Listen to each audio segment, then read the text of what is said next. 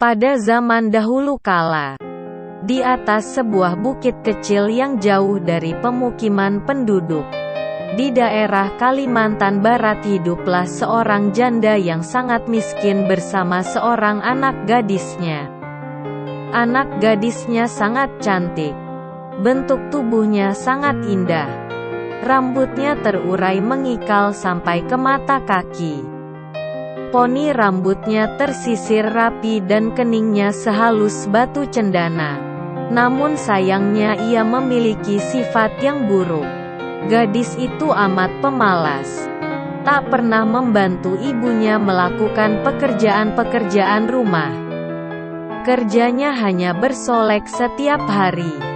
Selain pemalas, anak gadis itu sikapnya manja sekali.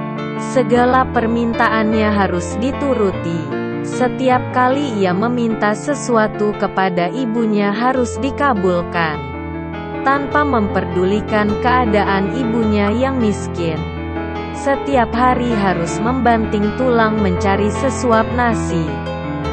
Pada suatu hari anak gadis itu diajak ibunya turun ke desa untuk berbelanja. Letak pasar desa itu amat jauh, sehingga mereka harus berjalan kaki yang cukup melelahkan.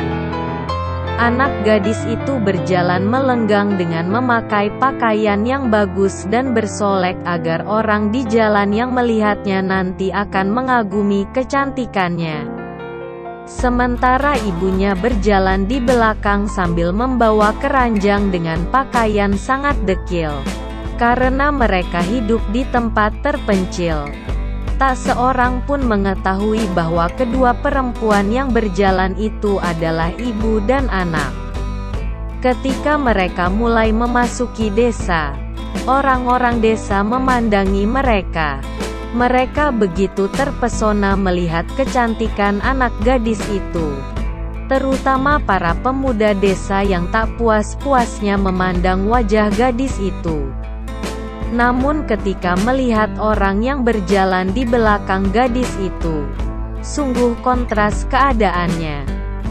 Hal itu membuat orang bertanya-tanya. Di antara orang yang melihatnya itu, seorang pemuda mendekati dan bertanya kepada gadis itu, "Hai, gadis cantik. Apakah yang berjalan di belakang itu ibumu?" Namun, apa jawaban anak gadis itu? "Bukan," katanya dengan angkuh. "Ia adalah pembantuku."